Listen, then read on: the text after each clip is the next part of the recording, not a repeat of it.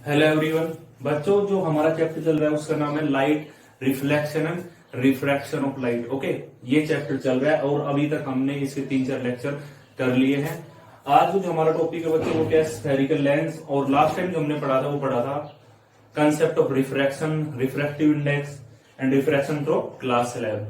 आज जो हम पढ़ेंगे स्फेरिकल लेंस के बारे में पढ़ेंगे। इनको पढ़ने से पहले कुछ इंपोर्टेंट पॉइंट आपको मैं बता देता हूँ रिफ्रैक्टिव इंडेक्स के बारे में।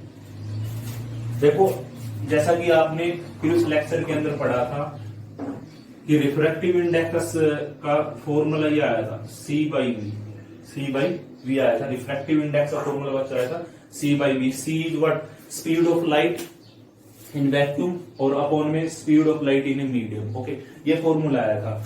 देखो, कई बुक्स के अंदर इसका सिंबल, रिफ्रैक्टिव इंडेक्स का सिंबल एन लेते हैं और कई के अंदर म्यू भी लेते हैं। तो इससे आपको टेंशन लेने की जरूरत नहीं है कि एन लेंगे, या एनसीईआरटी की बुक में जो कर रखा है प्रीफर वो कर रखा है एन। तो मैं यहाँ पे क्या लेके चल रहा हूँ, एन लेके चल रहा हूँ, इसका सिंबल रिफ्रैक्टिव इंडेक्स। तो एक बात आपने देख लियो कि यहाँ से कि रिफ्रैक्टिव इंडेक्स जो है ना इनवर्सली प्रोपोर्शनल है किसके, velocity of light in a medium. Velocity of light in medium में क्या है, इनवर्सली प्रोपोर्शनल है। एक फॉर्मूला तो यहां से आ गया, यानी जितना ज्यादा रिफ्रैक्टिव इंडेक्स होगा उतना ही उस मीडियम के अंदर लाइट की स्पीड क्या होगी, कम होगी। ये तो सिंपल सी बात है, पहले मैंने आपको बताई थी। अब देखो, अगर लाइट एक मीडियम से दूसरे मीडियम में जाएगी बच्चों, तो उसकी फ्रीक्वेंसी के अंदर कोई चेंजमेंट नहीं होता है, ये ध्यान रखना। एक मीडियम से दूसरे मीडियम में जाएगी तो फ्रीक्वेंसी के अंदर कोई चेंजमेंट नहीं होगा। और ये फॉर्मूला आई थिंक सभी ने पढ़ रखा है कि C = न्यू इंटू लैम्बडा, आपने 9th में पढ़ा होगा। Speed of light in vacuum, new क्या है, फ्रीक्वेंसी, लैम्बडा क्या वेवलेंथ। अगर किसी मीडियम की बात करते हैं तो मीडियम के अंदर speed this V new into lambda.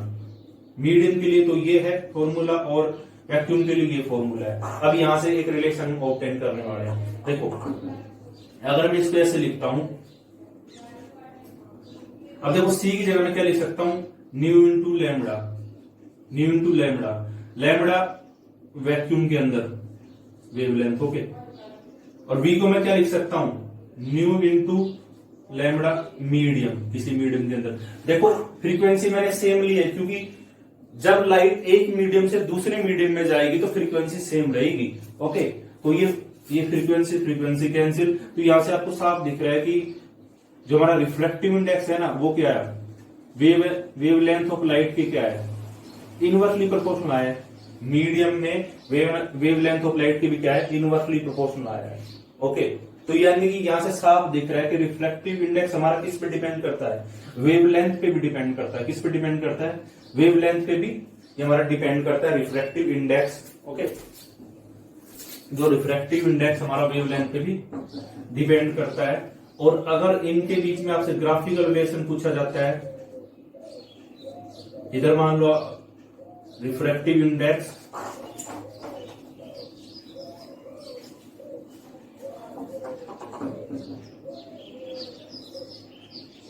ये मान लो रिफ्रैक्टिव इंडेक्स और ये है वेवलेंथ, तो दोनों इनवर्सली प्रोपोर्शनल, साफ दिख रहा है आपको।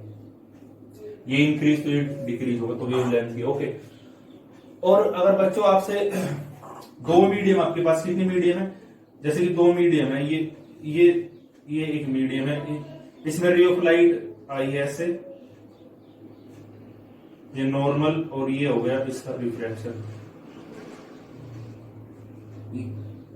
इस मीडियम के अंदर स्पीड लाइट की V1, इसके अंदर कितना है V2, इसका रिफ्रैक्टिव N1, इसका कितना है N2। अगर आपसे कोई ये पूछता है refractive index of medium second with respect to 1, तो आप इसको कैसे लिख सकते हो, N2/N1। और स्पीड की टर्म में कैसे लिख सकते हो, V1/V2। तो ये फॉर्मूला भी इंपॉर्टेंट है। अगर स्पीड की 1 हो और आपको पूछा हो रिफ्रैक्टिव इंडेक्स किसी मीडियम के विद रिस्पेक्ट टू, तो ये आपको यूज करना है। N2/1 को कैसे हम पढ़ेंगे, इसको ऐसे पढ़ेंगे, refractive index of medium second with respect to first, यानी N2/N1, V1/V2, ये स्पीड्स है। ठीक है, तो ये आप यूज कर सकते हो अगर स्पीड गिवन है। एक एग्जाम्पल से स्कोर देखते थोड़ा सा।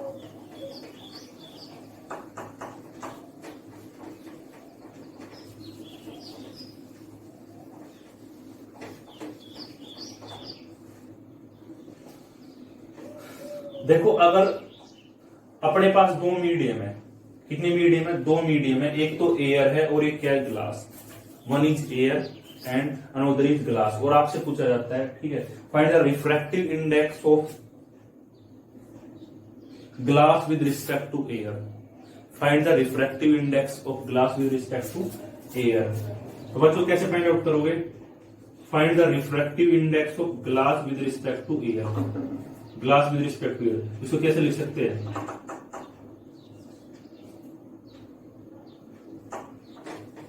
एन ले लेते, सिंबल एन लिया ना हमने, तो एन ही लेंगे सिंबल, ठीक है। Refractive index of glass with respect to air, N G upon में एन ए। अब आपको पता है, अगर आपको गिवन है स्पीड ऑफ लाइट इन, अब यहां पे क्या आएगा, इस फॉर्मूले के अकॉर्डिंग क्या आएगा, speed of light in air upon में speed of light in glass. उल्टा आता है ना, देखो 2 के साथ इधर ऐसे देख लो, तो इसके अंदर स्पीड कितनी होती है, लाइट इन एयर के अंदर कितनी स्पीड है, 3 × 10⁸, और ग्लास के अंदर 2 × 10⁸। तो यहां से कैंसिल हो गया, तो बच्चों कितना आ गया 1.5। तो ये आ गया refractive index of glass with respect to air. Okay, तो स्पीड गिवन है, ऐसे कैलकुलेट करना है, और बाकी अगर ऐसे सिंपल एयर है और वेलोसिटी है तो ऐसे कैलकुलेट कर लो, ये मीडियम है। तो अब हम पढ़ते हैं स्फेरिकल लेंस।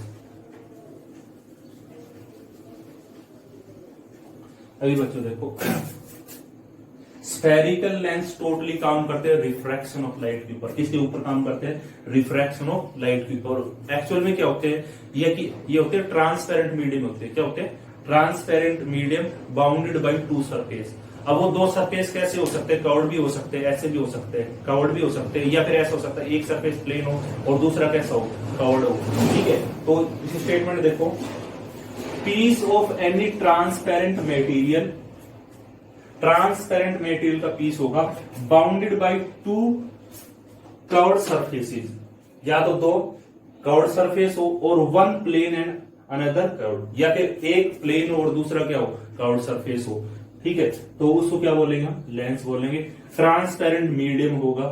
ट्रांसपेरेंट मीडियम किस लिए होगा, क्योंकि इस पे काम करते हैं रिफ्रैक्शन पे। मैंने बताया था अगर हमें वो कराना, रिफ्रैक्शन करवाना है तो मीडियम कैसा चाहिए, हमें ट्रांसपेरेंट चाहिए। टाइप्स ऑफ लेंस, लेंस के बच्चों 2 टाइप होते हैं। First one is convex lens, concave lens. बिल्कुल जो हमने वो पढ़ा था मिरर में, उसी पैटर्न पे चलेगा, बिल्कुल सेम चलेगा, बिल्कुल ऐसा रहेगा, ठीक है, उसकी तरह ही चलेगा। कॉन्वेक्स लेंस, दूसरा कॉनकेव लेंस। कॉन्वेक्स लेंस की स्टेटमेंट क्या है, thicker in the middle and thinner at the edge. ये बीच से क्या होगा, मोटा होगा, और ठीक है, जैसे किनारों से क्या होगा, पतला होगा। लैब में लेके जाएंगे तब आपको वहां अच्छे से दिखा देंगे। इसकी शेप ऐसी होगी, ठीक है। देखो ये सरफेस कैसे है, कवर्ड, ये भी कैसा है, कवर्ड। तो मैंने बोला था ना, bounded by 2 curved surface, curved surface से बाउंडेड है, ठीक है। और इसका सेकंड नाम क्या है बच्चों, it is a converging lens, यानी ये रे ऑफ लाइट को क्या करता है, कन्वर्ज करता है। क्या करता है, कन्वर्ज, ठीक है, यानी एक पॉइंट पे सारे रे ऑफ लाइट को मिलाएगा। दूसरा लेंस का कौन सा है, कॉनकेव लेंस। कॉनकेव लेंस की स्टेटमेंट देखो, thinner at middle and thicker eight ageing, यानी बीच से तो पतला होगा। देखो बीच से तो क्या होगा, पतला होगा, और भी पतला इसको हम बना सकते हैं, ठीक है। Thinner at middle and thicker at edge. दूसरा इसका नाम क्या है, इट इज डाइवर्जिंग लेंस, यानी ये रे ऑफ लाइट को फैलाएगा, ठीक है, रे ऑफ लाइट को फैलाएगा, और ये क्या करेगा, सारी रे ऑफ लाइट को एक पॉइंट पे मिलाएगा। ओके,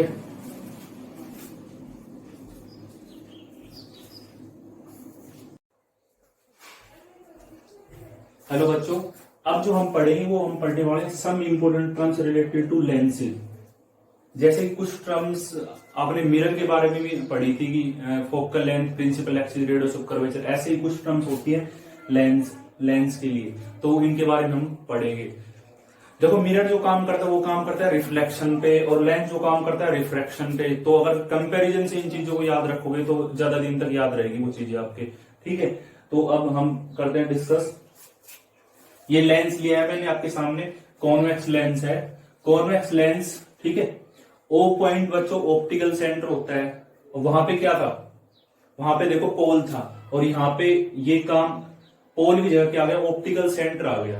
यानी सारी डिस्टेंस भी हम कहां से मेजर करेंगे, ऑप्टिकल सेंटर से। अब देखो ये जो बना हुआ है लेंस, ये दो स्फेरिकल सरफेसिस से बना हुआ है, ये स्फेरिकल सरफेसिस और ये स्फेरिकल सरफेसिस। अगर ठीक इस स्फेरिकल सरफेसिस का सेंटर ऑफ कर्वेचर होगा, यानी सेंटर ऑफ स्फीयर होगा, वो ये C2 है, और इसका कितना है, C1 है। तो यानी लेंस के कितने होते हैं, वो सेंटर ऑफ कर्वेचर दो होते हैं, C1 और C2। हम इसको कॉन्वेक्स लेंस भी बोल सकते हैं या डबल कॉन्वेक्स लेंस भी बोल सकते हैं। अगर एग्जाम में आता है डबल कॉन्वेक्स, तो इसका मतलब सेम ही है कि कॉन्वेक्स लेंस की बात कर रहा है, just simple convex lens. Focus दो हो जाएंगे, ये फर्स्ट फोकस इस साइड F1 2F1, इधर F2 इधर 2F2। फोकस लेंस के दो होते हैं, दो सेंटर ऑफ कर्वेचर हो गए, और ओ क्या है, ऑप्टिकल सेंटर। ठीक है, अब इन टर्म्स को देखते हैं, some important terms related to lens. Aperture, aperture हमने वहां भी पढ़ा था बच्चों, वहां पे क्या था, मतलब कि जो मिरर का एक्चुअल पोर्शन जो वो करता है रिफ्लेक्शन, वो क्या था, अपर्चर। तो वैसे यहाँ पे क्या है, लेंस का जो एक्चुअल पोर्शन या इफेक्टिव पोर्शन है, जो क्या करवाता है, रिफ्रैक्शन करवाता है, उसको क्या बोलेंगे, अपर्चर। जैसे कि effective width of a lens from which refraction take place, उसको क्या नाम दिया, अपर्चर। ठीक है, इफेक्टिव विड्थ ऑफ लेंस, जैसे कि ये अपर्चर है, ठीक है, take place. Optical centre, centre point of the lens, ये मैंने आपको बताया, ये पोल का प्लेस यहां पे ले लेगा। Centre point of lens from where ray passes straight, ये ऑप्टिकल सेंटर ओ से मैंने इंडिकेट किया। यहां से अगर रे पास होगी, इसके थ्रू से पास होगी, तो वो बिल्कुल स्ट्रेट जाएगी विदाउट रिफ्रैक्शन। आप यहां पे मान लो कि यहां पे इंसिडेंस होगा, normal incidence. Okay, principal axis, line passing through optical centre and centre of hollow glass sphere of which the lens is a part. अभी देखो वहां भी हमने पढ़ा था प्रिंसिपल एक्सिस, तो वहां में क्या था, line passing through from pole and the principal focus या सेंटर ऑफ कर्वेचर, ऐसा पढ़ा था। तो यहां भी सेम ही है, line passing through optical centre and centre of hollow sphere of which the lens is a part. ये लाइन है ना, ये लाइन, ये प्रिंसिपल एक्सिस है। प्रिंसिपल फोकस, वहां पे हमने क्या पढ़ा था प्रिंसिपल फोकस के बारे में, कि आफ्टर रिफ्लेक्शन सारी रे जहां पे मिलेगी वो क्या हो, प्रिंसिपल फोकस। तो यहां भी कुछ ऐसे ये सेम पैटर्न है। Principal focus, point on principal axis at which the parallel ray of light meet और appear to diverge after reflection. ये वो पॉइंट होगा प्रिंसिपल एक्सिस पे लाई करेगा, ये पॉइंट जहां पे parallel ray of light after refraction मिलेंगी, या फिर हमें ऐसे लगेगी कि मिलेंगी, अपीयर होंगी, क्योंकि लेंस का सेकंड टाइप भी है ना कॉनकेव लेंस। तो कॉनकेव तो क्या करेगा, डाइवर्ज करेगा, तो उनको पीछे एक्सटेंड करना पड़ेगा ना, तो हमें वहां पे अपीयर होगी, और कॉन्वेक्स एक्चुअल में मिलाएगा। फोकल लेंथ, वहां पे क्या था, P और F के बीच की डिस्टेंस थी, प्रिंसिपल फोकस और पोल की। यहाँ पे क्या, ऑप्टिकल सेंटर और F1 के बीच की डिस्टेंस ले लो, ऑप्टिकल सेंटर F2 के बीच की डिस्टेंस ले लो, ये फोकल लेंथ। ठीक है, distance between focus and optical centre. Focal plane क्या बच्चों, ठीक है, वहां मैंने बताया था एक प्लेन होगा जो प्रिंसिपल एक्सिस से क्या होगा, परपेंडिकुलर, और कहां से पास होता है, फोकस से। तो यहां भी क्या है, imaginary plane perpendicular to principal axis and passing through the focus, यानी एक परपेंडिकुलर प्लेन यहां से पास करा दे, और परपेंडिकुलर प्लेन प्रिंसिपल एक्सिस के, और पास कहां से हो, फोकस से, ऐसे ऐसे पास हो जाए। तो ये कुछ इंपोर्टेंट टर्म्स थी।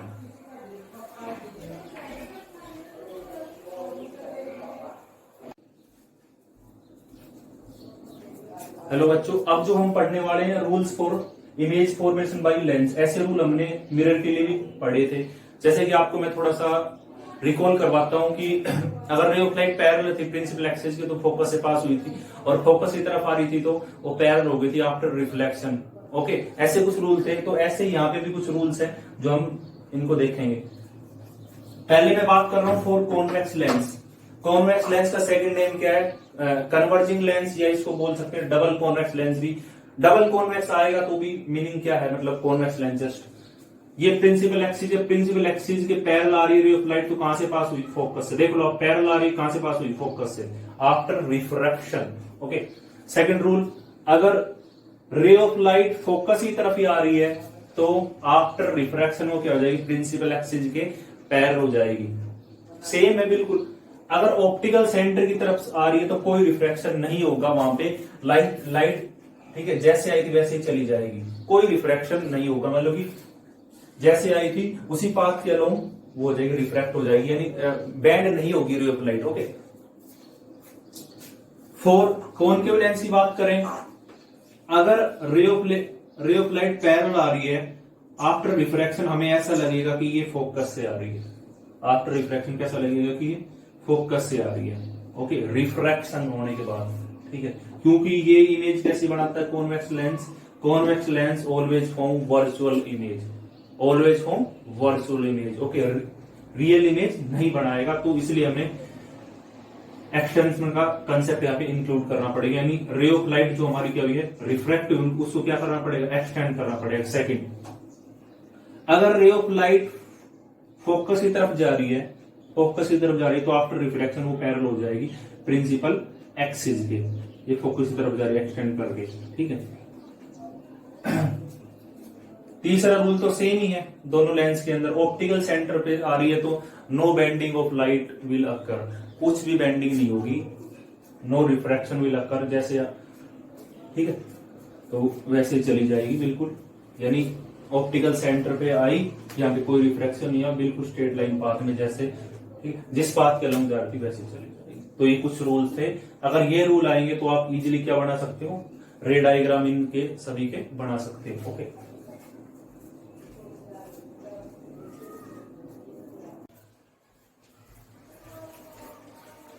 Hello everyone, now will discuss about formation of image by convex lens.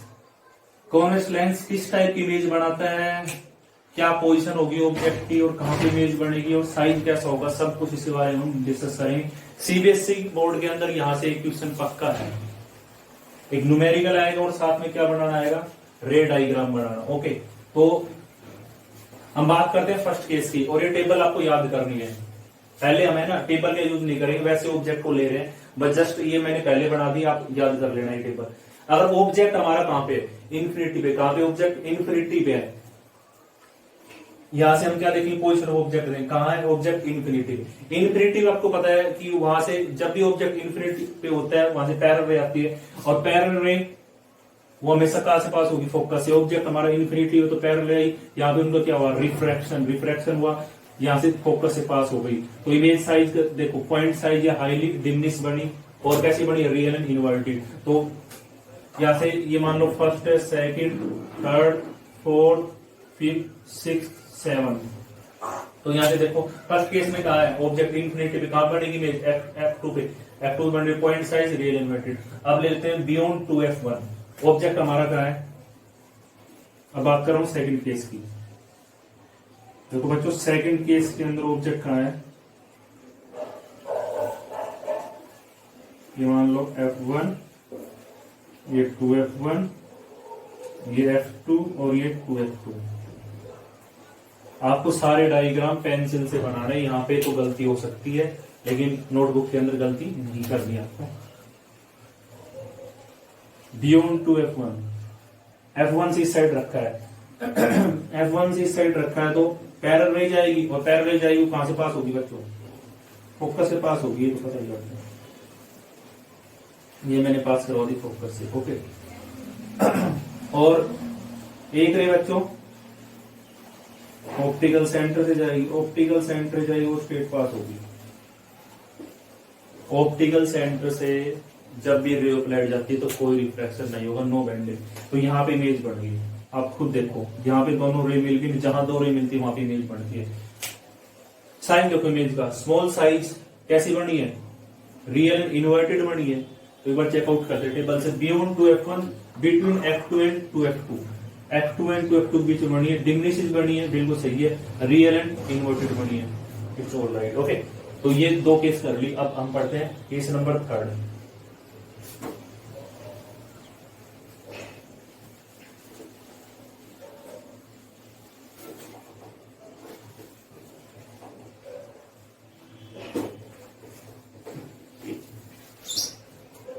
Case number 3। अभी ऑब्जेक्ट कहां पे लेना है बच्चों, एट 2f1 पे लेना है ऑब्जेक्ट, कहां पे 2f1 पे। ओके 2f1 पे ऑब्जेक्ट लेना है, कोई बात नहीं, अभी ऑब्जेक्ट ले तो 2f1 में क्या दिक्कत है। Optical centre f1 f2 2f2, okay, और ये कहा 2f1। ऑब्जेक्ट कहां पे है 2f1 पे, ऑब्जेक्ट 2f1 पे। ओके ये लो ऑब्जेक्ट 2f1, एक रह जाएगी पैरेलल, जो पैरेलल जाएगी वो कहां से पास होगी, फोकस से।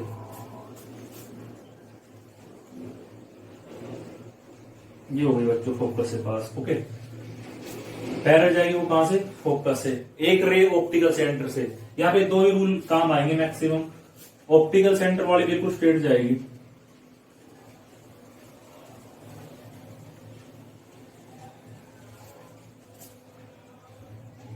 तो यहां पे मिल गई, ये थोड़ा सा पेंसिल से आप कर लेना। 2f2 मान लो यहाँ पे है, तो यहाँ पे इमेज बन गई। तो देखो साइज, देखो साइज लगभग सेम है, सेम साइज की है, और कहां पे बनी है 2f2 पे बनी है। 2f2 भी इमेज बन गई है, और कैसी बनी है, रियल एंड इन्वर्टेड, इस साइड बनी है ना। तो टेबल से देखो eight 2f1 object at 2f2 भी इमेज बनेगी, same size real and inverted. Next one is pencil से बना लेना डायग्राम सारे, बिटवीन f1 एंड 2f1।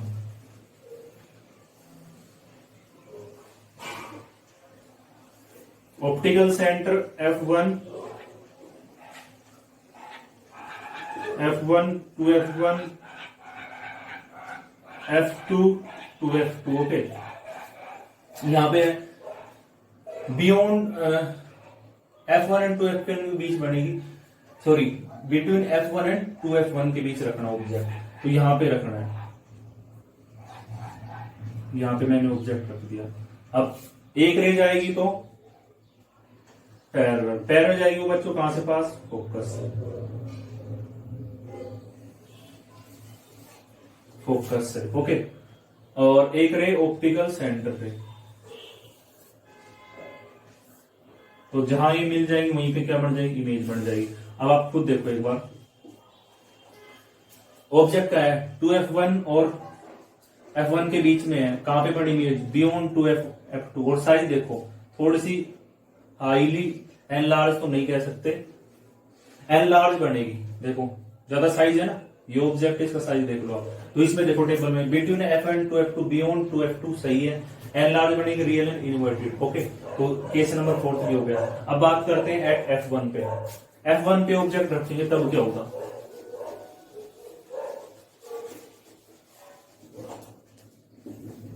ये टेबल कंपटीशन एग्जाम के लिए बहुत ज्यादा इंपॉर्टेंट है बच्चों, एनडीए कोर्स के लिए। बात करते हैं 5th की।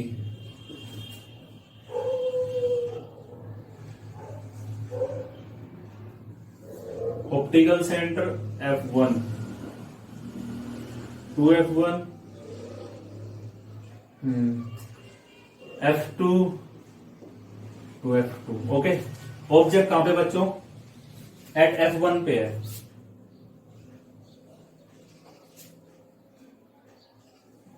पैरेलल रे कहां से पास, फोकस से। फिर एक रे कहां से पास कराने, ऑप्टिकल सेंटर से। अब ये दोनों रे बच्चों पैरेलल है, पैरेलल रे आपस में नहीं मिलेगी, तो इमेज कहां पे फॉर्म हुई, एट इंफिनिटी पे। तो जब भी हम f1 पे ऑब्जेक्ट को रखेंगे एट f1 पे, तो इमेज कहां पे फॉर्म होगी, इंफिनिटी पे, यानी आपस में नहीं मिलेगी। पैरेलल रे नहीं मिल रही तो कहां पे इमेज बनेगी, इंफिनिटी पे, नॉट डिफरेंट पोजीशन पे बनेगी, हाईली एनलार्ज बनेगी और रियल एंड इन्वर्टेड, इस साइड ये real and inverted. 6 between f and optical centre.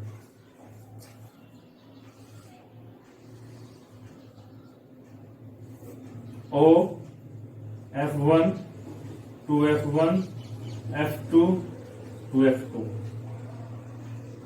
Between O and optical centre के बीच में हमने ऑब्जेक्ट को यहां पर रख दिया। ठीक है ऑब्जेक्ट को रख दिया, तो एक रह जाएगी पैरेलल, पैरेलल जाएगी बच्चों को कहां से पास होगी, फोकस से। एक रह जाएगी ऑप्टिकल सेंटर से, वहां पे कोई रिफ्लेक्शन नहीं होगा, नहीं होगा तो नहीं मिली तो इनको एक्सटेंड करना पड़ेगा।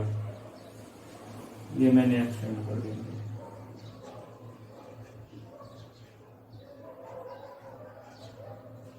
ये यहाँ पे मिल गई, यहाँ पे ये बन गई इमेज हमारी। इमेज का साइज देखो, एल लार्ज है, वर्चुअल इरेक्ट है, on the same side the lens as object. Okay, तो ये रे डायग्राम आपको आने चाहिए अच्छे से। ओके,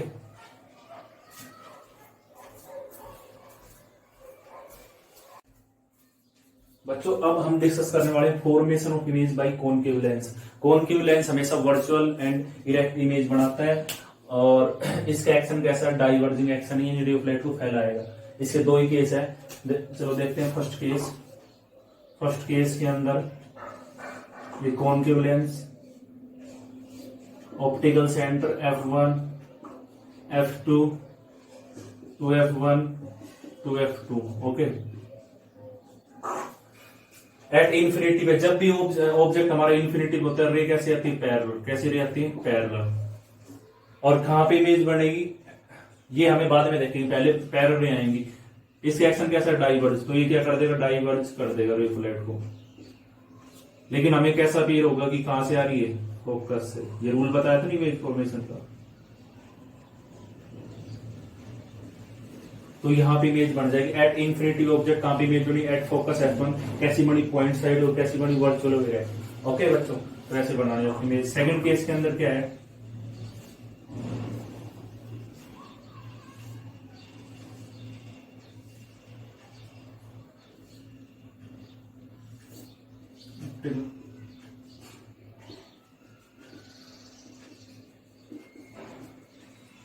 बिटवीन इन्फिनिटी और ऑप्टिकल सेंटर। इन्फिनिटी और ऑप्टिकल सेंटर के बीच में कहीं भी हो सकता है ऑब्जेक्ट। तो यहां मान लो, यहां मैंने इसको रख दिया और ठीक है, यहां पे रख दिया। तो ये एक रे ऑफ लाइट, इसका एक्शन कैसा है, डाइवर्जिंग एक्शन है। ठीक है, और ऑप्टिकल सेंटर से जो गई है रे ऑफ लाइट, वो तो बिल्कुल स्ट्रेट पास होगी दोनों केसेस के अंदर। तो ये अगर ऐसे गई है तो हमें कैसे फिर होगा, यहां से हो रही है, तो यहाँ पे इमेज बन गई। ठीक है, ये मान लो ए बी ऑब्जेक्ट, तो ये इमेज बन गई a dash b dash. Small size image बनी between optical centre, between F1 and O। F1 and O के बीच में बनी, देख लो आप। और स्मॉल साइज डिमिनिश बनी है, वर्चुअल इरेक्ट। तो ये इनके कुछ केसेस थे, ये एग्जाम में आ सकते। रे डायग्राम वेरी इंपोर्टेंट है, मिरर के भी और लेंस के भी। अगर आपको मेरा चैनल अच्छा लगता है तो लाइक और सब्सक्राइब जरूर करें। ओके, और शेयर भी करें साथ।